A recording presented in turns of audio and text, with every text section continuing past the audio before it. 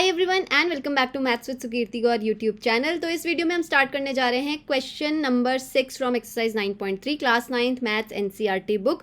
अब तो इस चैप्टर को शुरू करे हुए हमें काफ़ी टाइम हो गया है 9.1, 9.2, 9.3 के 6 क्वेश्चन पे। बस इसके बाद ये this is the last exercise.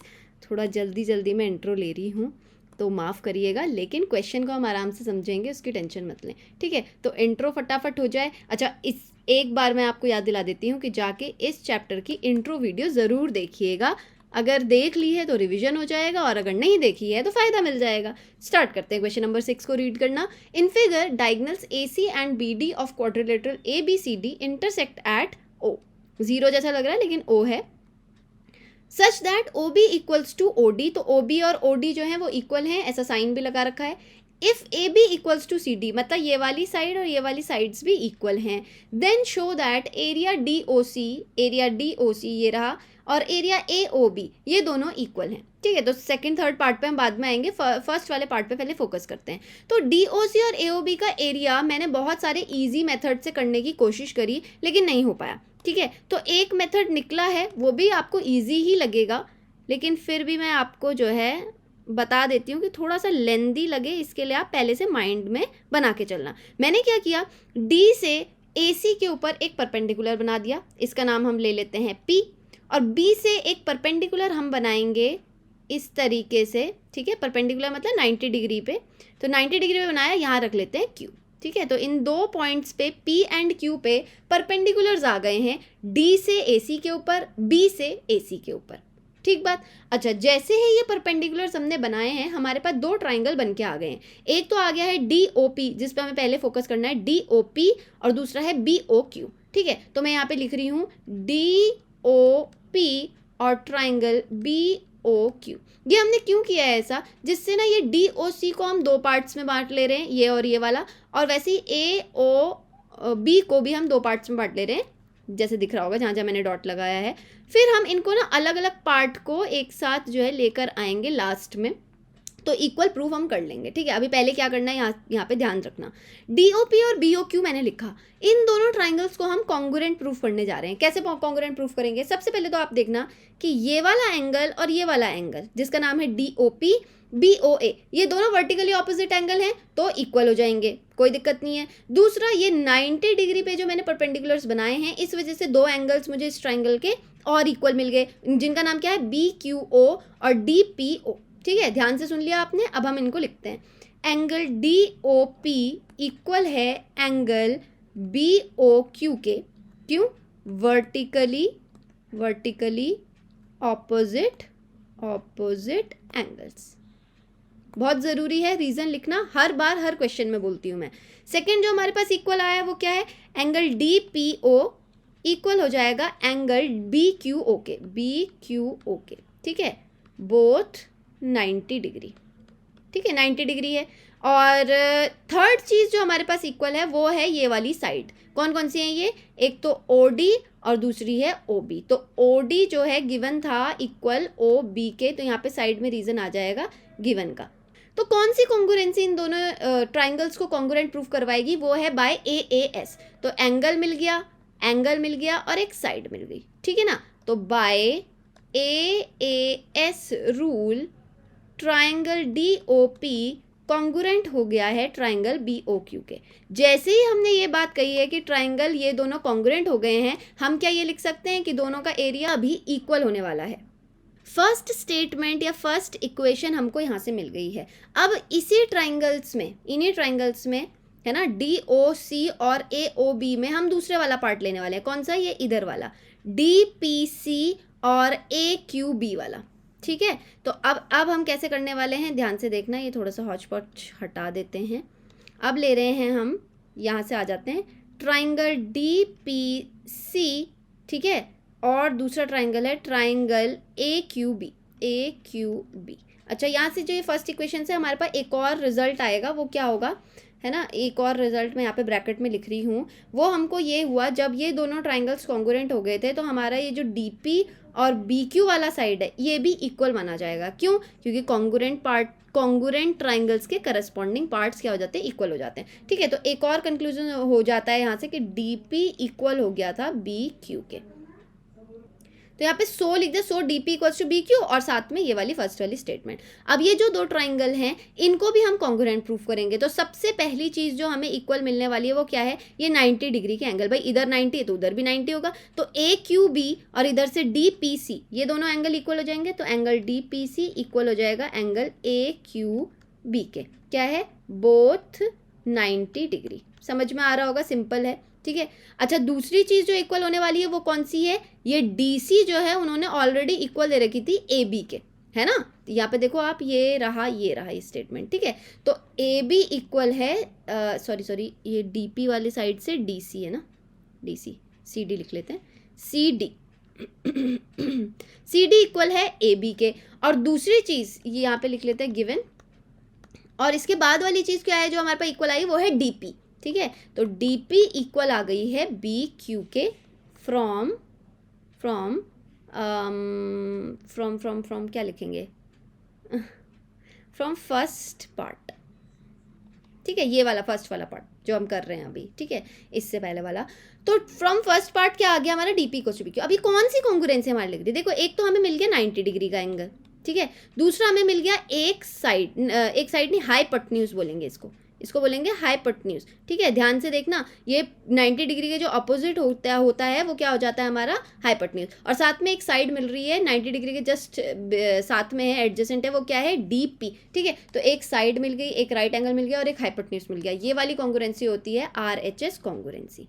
तो यहाँ पे मैं सीधा लिख रही हूँ कि बाय RHS रूल कौन सा ट्राइंगल DPC कॉन्ग्रुएंट हो गया है ट्राइंगल AQB के, और यहाँ से इन दोनों का एरिया भी इक्वल हो जाएगा। एरिया DPC इक्वल होने वाला है एरिया AQB के। आपको ये बात समझ आनी चाहिए कि जैसे ही ट्राइंगल्स कॉन्ग्रुएंट होते हैं उनका हर एक एलिमेंट, वो चाहे एरिया हो, एंगल्स हो, साइड्स हो, सब इक्वल हो जाते हैं। तो हम डायरेक्ट इन चीज़ों को लिख सकते हैं, कोई प्रॉब्लम नहीं है। ठीक है, तो फर्स्ट इक्वेशन मिल गई, सेकंड इक्वेशन मिल गई। अब क्या करना है भाई, इतना लंबी राम कहानी जो हमने करी है, बस उसका कंक्लूजन आने वाला है। और उसके लिए हम ले लेते हैं दूसरा ब्लैंक पेज, क्योंकि यहीं पे सब भर जाएगा। ठीक है, तो फर्स्ट स्टेटमेंट को हम ऐड करने वाले हैं सेकंड स्टेटमेंट से, तो ऐड 1 and 2। ठीक है, तो आप देखो फर्स्ट वाली इक्वेशन को, एरिया DOP और एरिया DPC को हम ऐड कर लेंगे। तो एरिया DOP प्लस होने जा रहा है एरिया DPC से। ठीक है, और राइट हैंड साइड में कौन कौन है, एरिया BOQ और एरिया AQB। एरिया BOQ और एरिया AQB, बस इनको ऐड कर लेते हैं। और ऐड से हमें पता चलेगा अभी कि हमारा फर्स्ट रिजल्ट जो है बिल्कुल हमारे पास आ चुका है। तो आप मुझे एक बात बताओ, DOP प्लस DPC कौन है, तो DOP इधर वाला पार्ट है और DPC इधर वाला पार्ट है, तो पूरा का पूरा ट्राइंगल ये वाला बन रहा है DOC वाला। और सिमिलरली दूसरी तरफ आ जाओ कि BOQ प्लस AQB, तो BOQ रहा इधर वाला छोटा वाला पार्ट और AQB रहा इधर वाला पार्ट, तो ये पूरा ट्राइंगल बन रहा है AOB वाला।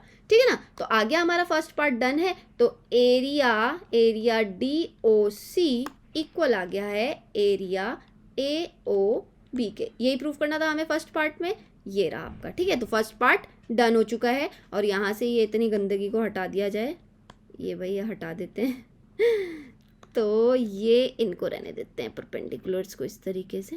ठीक है, हाँ।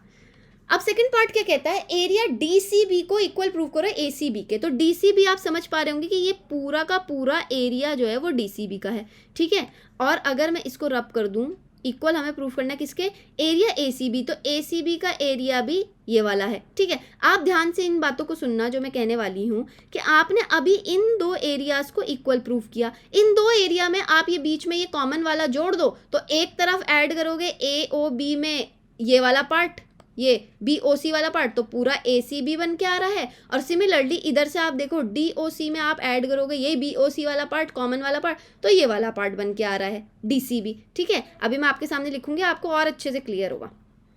और अच्छे से जो है आपको क्लियर हो जाएगा। तो सेकंड पार्ट के लिए इसी पे चलते हैं, ब्लैंक पेज पे। यहाँ पे फिगर को आप ध्यान से देखना कि मैंने क्या बोला कि एरिया DOC इक्वल है एरिया AOB के, है ना, अभी फर्स्ट वाले पार्ट में प्रूव किया। तो एज वी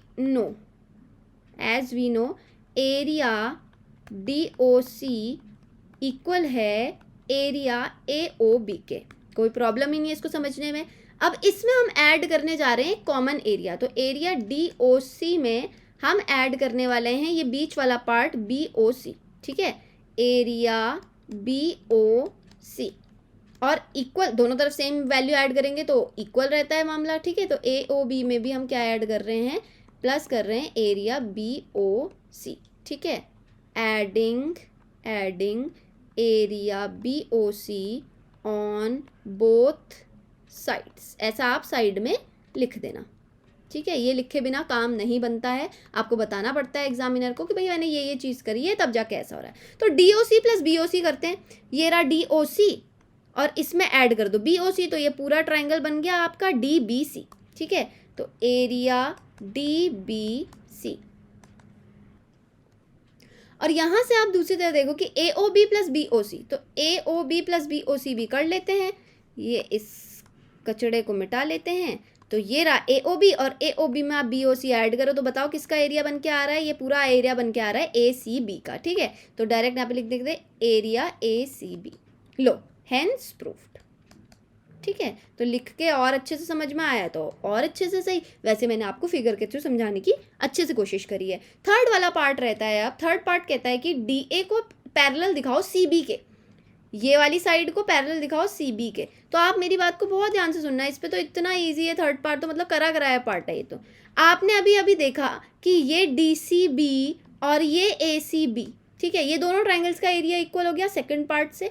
अब ये दोनों ट्राइंगल इस सेम बेस पे बन के आ रहे हैं, कौन कौन से, DCB और ACB सेम बेस पे हैं, दोनों का एरिया इक्वल हो गया है। तो आपने वो थ्योरम याद करी होगी कि triangles which are on the same base and have equal area lie between the same parallel। तो ये पैरेलल के बीच में ही लाई करेंगे, तभी इनका एरिया जो है इक्वल प्रूव हुआ है और तभी ये दोनों के दोनों सेम बेस पर आ रहे थे। सीधा स्टेटमेंट से हम इसको लिख सकते हैं DC is parallel to AB and और कुछ भी था क्या, and ABCD is a parallelogram, ABCD is a parallelogram because area DBC equals to area ACB, because area DBC जो है वो इक्वल है एरिया ACB के, and triangles, ऐसे लिखना आपने, triangles having equal area and are on the same base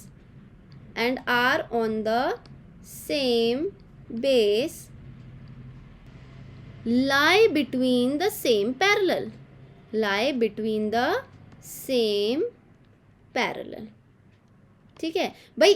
DC parallel है AB के, ABCD इज अ पैरेललोग्राम, मतलब ये होगा ही होगा, बिकॉज क्यों होगा कि DBC और ACB जो कि सेम बेस पे लाई कर रहे थे और इनका एरिया इक्वल था, तो इस थ्योरम के अकॉर्डिंग सेम पैरेलल के बीच में वो लाई करेंगे, हेंस DC और AB जो हैं वो पैरेलल हैं। और आप ये देख पा रहे होंगे, एक और चीज़ मैं आपके लिए लिख देती हूँ, वो क्या लिखनी है आपको, ऐसे ब्लैंक पेज पे ही लिख लेते हैं, ठीक है। वो क्या लिखनी है कि भाई व्हेन नहीं, ऐसा लिखते हैं, as opposite sides are parallel and equal, ठीक है, पैरेलल भी आ रही है इक्वल भी आ रही है, सो ABCD एक पैरेललोग्राम है, ABCD इज अ पैरेललोग्राम, ठीक है। तो ये फुल रीज़न हो गया, जितना पॉसिबल हो सकता था मैंने सारा का सारा आपको बता दिया, क्लियर है। चलो चलते हैं अब नेक्स्ट क्वेश्चन पे। वो नेक्स्ट क्वेश्चन है question number 7। D and E are points on side AB and AC। तो D और E आपको दिख रहे हैं, AB और AC के ऊपर पॉइंट है, मैंने पहले से ही फिगर आपके लिए बना रखी है, कोई टेंशन ही नहीं है। ट्राइंगल ABC है ही भाई, सच दैट एरिया DBC और EBC जो है इक्वल है। तो DBC दिख रहा होगा, ये रहा, और EBC भी दिख रहा होगा, ये रहा। कुछ आपको रिजेम्बलेंस, कुछ समझ आ रहा होगा कि क्या बोलना चाह रहा है क्वेश्चन, है ना। तो ये दोनों एरिया जो है इक्वल है, हमें प्रूव करना है DE पैरेलल है BC के, तो DE पैरेलल है BC के। इतना इजी क्वेश्चन है, पूछो कैसे। BC के ऊपर दो ट्राइंगल बन के आ रहे हैं, एक आ रहा है ट्राइंगल DBC और दूसरा आ रहा है triangle EBC।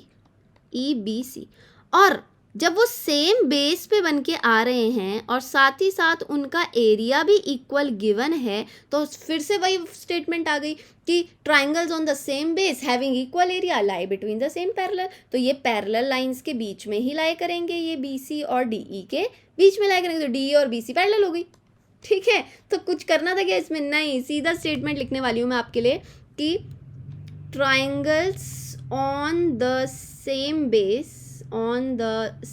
base having equal areas lie between the same parallels। ठीक है, कि भाई सेम पैरेलल्स पे लाई करते हैं जब ट्राइंगल्स जो हैं वो बेस उनका सेम हो और एरिया उनका इक्वल हो। ठीक है, so here area DBC equal है किसके? एरिया EBC के, and they have same base BC। ठीक है, सिर्फ यही लिख के नहीं छोड़ना है, एटलीस्ट क्वेश्चन से रिलेट करके कुछ स्टेटमेंट दे देनी है कि जैसे DBC और EBC का एरिया इक्वल था और सेम बेस था, तो ये वाली स्टेटमेंट काम कर जाएगी। Hence proved. ठीक है, hence DE is parallel to BC। मेरे पास इनफ जगह है, इसलिए मैं बिल्कुल अच्छे मस्त तरीके से खुला लिख रही हूँ यहाँ पे। ठीक है, किसी को नाराज़गी नहीं चाहिए कि कैसी राइटिंग बना रहे हो, समझ आना चाहिए। मेरा बोला हुआ समझ में आ गया है, बस काम डन हो जाएगा। ये तो आप कभी भी कॉपी कर लोगे, मुझे सब पता है। टीवी देखते देखते आधे से ज़्यादा लोग ना अपना होमवर्क कर रहे होते हैं या किसी दूसरे की कॉपी से ना नकल मार के चेप रहे होते हैं। तो बेसिकली आपको बस समझना है और जिस टाइम मिले उस टाइम आपको चेप लेना है इसको अपनी एक नोटबुक में। ठीक है, तो आई होप आपको दोनों क्वेश्चन समझ में आ गए हैं। If you have understood both of the solutions, please like the video. If you haven't subscribed the channel yet, please subscribe to the channel. Also hit the bell icon so that you never miss any update. If you have any query regarding these questions or any another question to ask, please comment in the comment box. Till then, take care, bye bye, and keep practicing.